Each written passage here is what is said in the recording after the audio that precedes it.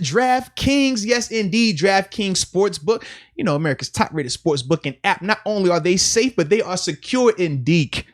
Just like you, they are reliable, man. Damn, they're reliable, thanks for the compliment. Bro. And you know what else, Deke? Because we only talk about people that either have a promo code or some type of benefit for the people. Yeah. So for all the first time people out there, once you download the app and you sign up, make sure you use that promo code MOATS. You'll receive up to $1,000 in deposit bonus money. Now, what does that mean?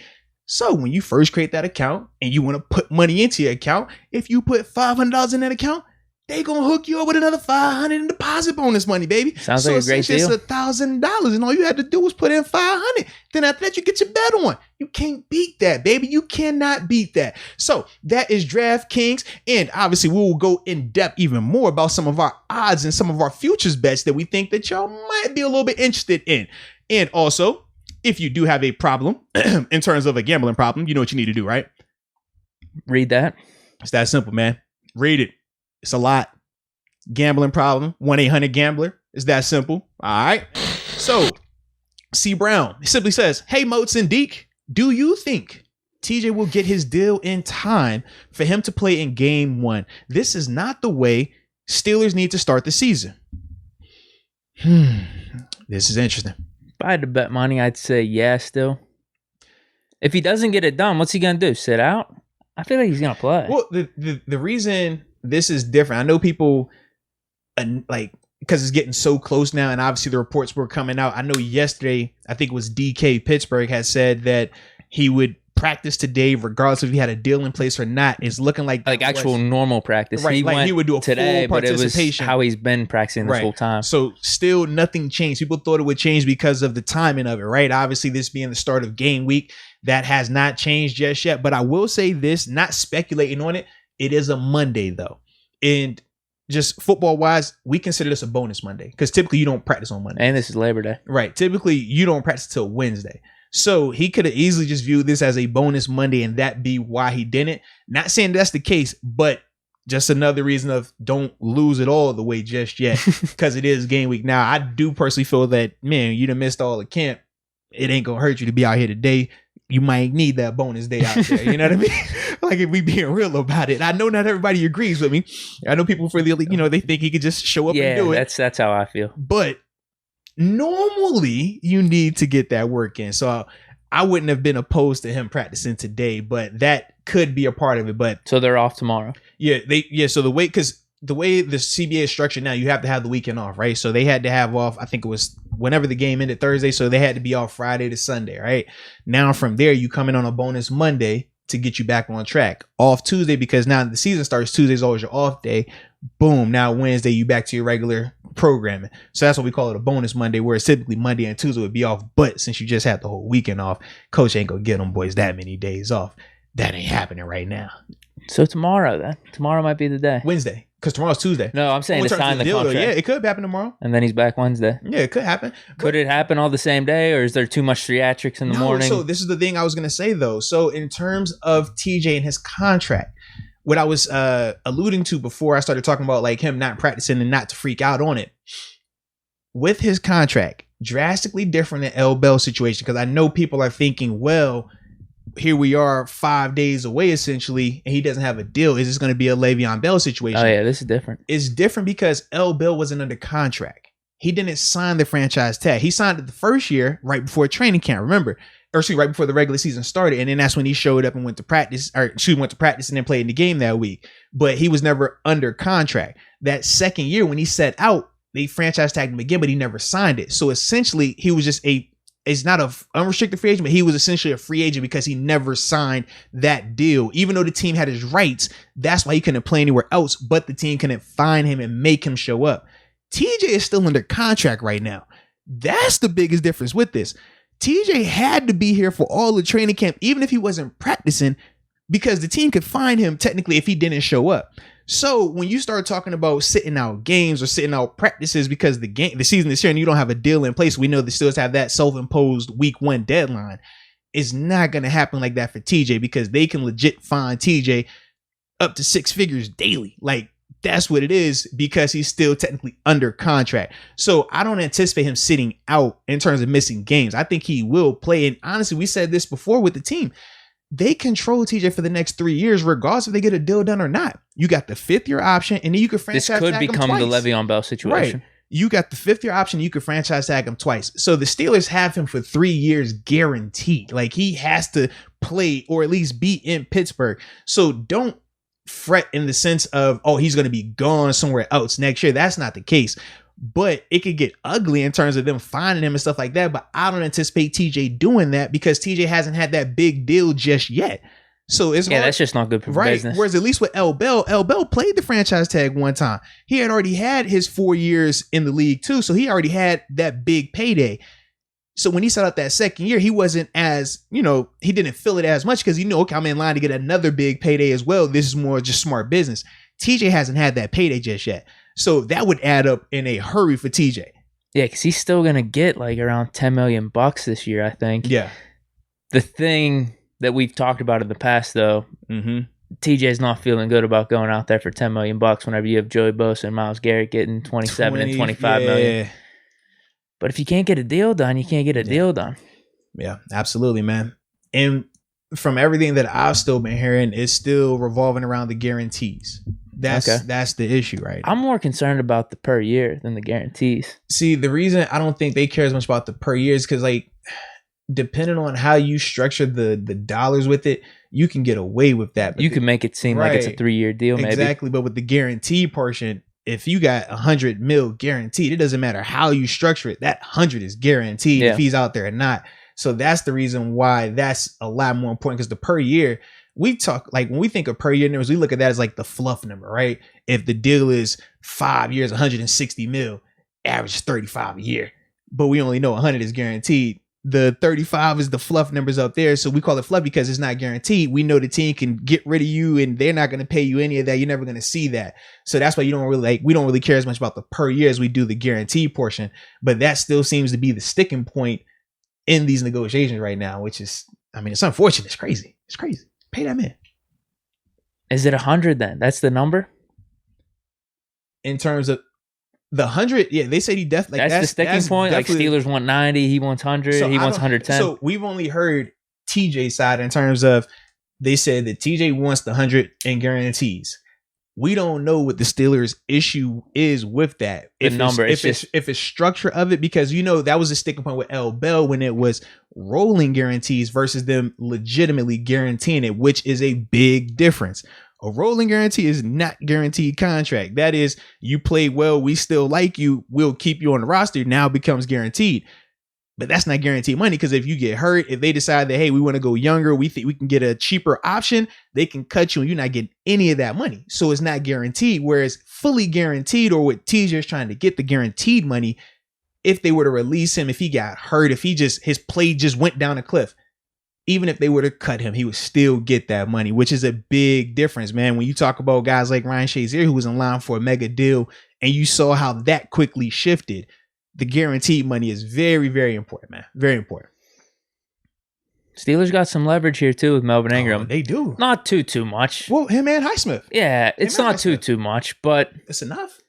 It's better than us not having Melvin Ingram. Like, I would say, you think Melvin Ingram and Highsmith, along with the double franchise years, and you're still on the franchise tag. You're still on the 5th-year option right now. Like, the Steelers, like, they don't have the same, I guess, like, feeling of, we got to do a little bit extra to do this. I think, like, just because they know they control the future right now, they control what he can do. It's like, TJ, if you don't want to blow, if you're not going to play here, you're not playing anywhere. He's not trying to do that. Yeah, they're like almost tempting him. All right, you want to play the PR, the public perception game now? Right, because we'll see who wins. People like you, and they'll side with you during training camp when you're not out there, right? You even said it. Oh, TJ, he don't need to be out there. But let TJ not show up in Buffalo. It's a different conversation now.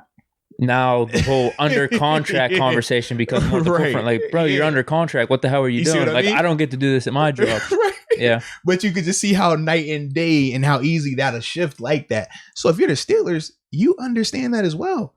And you, like you said, you got Melvin Ingram. You have Alex Highsmith. So you have a little bit more leverage. You have a little bit more time on your side than TJ necessarily, because we know their deadline is historic. They don't go past week 1. Once the game starts, now they'll get that deal done on Saturday night.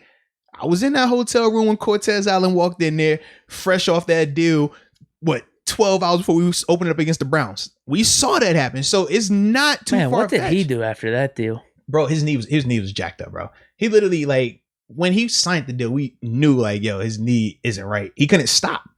And, like, you watch him, like, the first 3 games, like, it's just like a dude with no brakes. Like, he got the range, got the length, but you talk about stopping and bursting in and out of cuts. Bro, it was not happening. Yeah, that sucked. They mentioned a couple other names. Cam Hayward signed recently. Yeah, but the difference was with Cam's deal. That wasn't even pressing. That wasn't even on our radar. When he signed that, I was like, what the hell? Nobody's deal has been to what TJ's deal is going to be. Like, when you're like, TJ is viewed as one of the, or you can make a case as the best defender in the NFL. Cam, when he signed his deal, he wasn't even the best player to his position, if we're being real about it. People would even debate if he was top 5 sometimes. With TJ, the debate is, are you better than Aaron Donald? Or we'll name Myles Garrett. You know what I mean? Like a handful of guys like that. But his numbers are clear that they are. Whereas with Cam's numbers weren't like that. And that's my dog. Love Cam. Was super happy when he got the check. And we wanted him to get more. But we knew, like, yo, your numbers aren't like these guys' numbers right here. TJ, his numbers are better than those guys' numbers when you're talking about Myles Garrett and Bosa, and you're looking at the QB hits, you're looking at the sacks, you're looking at the productivity, you're looking at the forced fumbles, the interceptions. It's like, bro, what does my man got to do? No off field, no nothing else, no injury history. Like, what does he got to do? It's crazy. What's your projection? I say a deal gets done, but if a deal doesn't get on, he's still going out there. Yeah. He's still playing. He's gonna play. To me, man, because I think people are actually worried about him potentially sitting out. I don't like it. It doesn't make sense at all for him to sit out because he has zero leverage and they can fine him even more, and it'll just make it more nasty. And obviously, he would be highly upset, but eventually he would have to come back because that is going to add up. No, just think about it. Like, okay. Not even the 6 figures, right? Because they could go conduct detrimental and hit them for 6 figures. Who did this before? There was someone that did absolutely this and tried to put hardball. They came back after a few weeks. It wasn't Hainsworth. It was one of them dude. Because I know Cam Chancellor did it for a little while. Yeah, and that's my dude, and he was getting fined for it as well. And it was like, Cam, you ain't got the deal just yet, bro. 30K's adding up. 30K on a Monday, 30K on a Wednesday, 30K on a Thursday, 30K on a Friday, 30K on a Saturday. Plus, I'm gonna hit you for the 50 if you miss the flight. Okay, game day. Oh, you ain't here for that? Okay, double that. It's a game day violation. I mean, where we at, right? It's $500,000. Like, that quick. It adds up. And that's if they just be nice and just hit you with the you missed the day. They could still go meeting by meeting if they really want to be, jerks about it. Hit you with the, you missed special teams meeting. Okay, I'm gonna fine you for that. Another 10. Oh, you missed. Oh, was that the walk that you missed? Oh, that's an on-field violation. Oh, yeah, that's going to be 20 right there. If they really wanted to, they can do that. Like, so when you're talking about TJ sitting out, I'm like, bro, you ain't trying to sit out like that? Nah, like, because that's going to add up, man. And for TJ, it's not going to bring him closer to that big deal either. Like, not at all. Like, it's just not going to work for him from that perspective. So he really doesn't have a lot of leverage with this. He doesn't, man. It's unfortunate, but he doesn't have a lot of leverage right now, man. Yeah, because as much as I'm saying, Steelers have leverage, we have Ingram. If we're trying to win a Super Bowl, I don't care. I just want TJ Watt out there. Yeah. If you tell me he's going to be out there still at $10 million, he's going to be a little pissed off. Is that a good or a bad thing? If it's a bad thing, then that's not as optimal. Yeah. I'm going to be a little upset about that just because if the Steelers were thinking we're all in, I'd like to think we could try to get this deal done and make both parties happy, but we'll see, dude. We'll see. It is. I think it's gonna get done. If I had to bet money, I think it gets done this week. If not, he's playing though. I mean, there's no doubt about it. Like, I'm not concerned about him playing. I'm more concerned about not even when he's coming back. I like if he would have came back today, cool. But I'm looking at Wednesday. Wednesday is the day, contract or not, because that's the start of game full practice. Week. Yeah, that's Wednesday is like your big P and 10, which is like possession down, first down. Like, so you just got the ball. We're working on 1st and 10 plays, right? You're going to do because it's Wednesday, you do 1st and 2nd down plays mainly on those, right? Then from there, he can be out there for Thursday. Thursday, we're working on what? Your short yardage plays, right? Then you got Friday, situational football, red zone, stuff like that. Like, remember, he hasn't had any team reps at all. So you want to get him back in that action, man, because there's nothing worse than him taking a game or two to essentially just warm himself back up. Like, he might get a sack, and that's great. But in terms of impact, we already know it's a difference between getting a sack and having impact. And TJ is an impact player. He gets sacks, but his impact is felt in terms of how hard he plays. And that's why he's so productive. When you don't practice, when you've set out that much and don't have that much, it's going to take some time to have impact like that. And for me, I'm just like, man, TJ, bro, like, you get more money the harder you go out here. That's, how it goes right now, man. I wonder if Rooney's listening to this podcast a little too much. Stop that, man. Don't do that, man. Is he listening to my takes or something? Man. He's like, Deke's got a point with this money. 30 mil. He's no quarterback. I can't pay him quarterback money. What do you mean? Damn. Yeah, man. You might be right, bro. But that was a good question or topic, because obviously that's been on a lot of people's minds right off the bat. They even brought up Troy when Troy signed his deal. But once again, when Troy signed his, he wasn't where TJ was in his career at that time. And the same with I think they said Hines Ward was another guy. None of those guys were where they were viewed as the Hines best Ward was like a borderline defender. holdout. Yeah, but right, he was borderline. But in terms of the deal for Hines, I don't even remember when those happened, though, to be honest with you. I don't think it came down to the day before. No, I think I don't remember them ever like potentially missing week one over a contract. I never remember that. I'm going to see, because I want to say, I think Troy, his would have been the one where it was like last minute. His was close. Like Cortez was probably the closest because his was like the night before in the hotel. But I think they said Troy was like either the day or two before as well. Okay. Yeah. I definitely don't remember being on pins and needles about Cortez Allen's deal. Yeah. Troy... when is this? Because he signed one in 2007, and he signed another one in 2011. It's like first one, the first big one that he did. Because this is TJ's first big deal. That's the difference. So. Okay. Yeah. Yeah. 2007. I might have been like. They said Troy was at the airport. That's what it was. I was freshman year in high school. I think I was just too young at that point to be caring about contracts or worrying about that. Yeah. I always just be thinking, all right, we got Ben. Yeah, Polamalu's on the team. There's no way he's not going to play. Yeah, so I don't remember it like that, but I'm not saying it's not right or not. But I wonder how often those guys were practicing too, because I don't know that. With Cortez, he was practicing. With Cam, he was practicing. Yeah, true. That's the difference. I don't remember there being stories about Polamalu like holding out or like just holding in. Yeah, I do not remember that. I think there was something with Hines though. I think there was some type of holdout or something. It didn't last long. There were some tensions about a contract. I don't know when that was, but that's all I remember. I mean, the big one for us was really Bell. That's the one that really hits home with me. Now it's TJ. Yeah. Because I can't really think just of anyone how long else. it's like when. Absolutely, yeah, man. Yeah.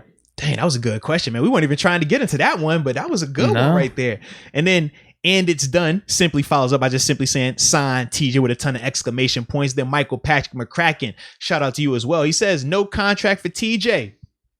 He could play under his contract, franchise next year. Seems greed is getting to him. 30 mil hurts the team long term. Hashtag RIP Tunch. You were talking exactly about Michael Patrick McCracken. He always come with the heat. Come with the heat, bro. Absolutely comes with the heat. And then I think that's gonna become the majority opinion though. I told you. As time goes on. Yeah. It's all fun and games in training camp when the games don't matter. It's all fun and games, and we're like, oh, who cares if he shows up in preseason game 3? Who needs preseason, right? We don't care about that. But now, as we're sitting here and it's Monday, when everybody was like, oh, we got plenty of time to get a deal done, plenty of time for him to come back, sign his play, get back in the game and get into playing shape and stuff like that. But in all actuality, now we're seeing that, man, it is not. And with him still being under a contract, not the big contract, but he's still technically under a contract. Yeah, people definitely gonna be feeling the type of way now, man. Without a doubt.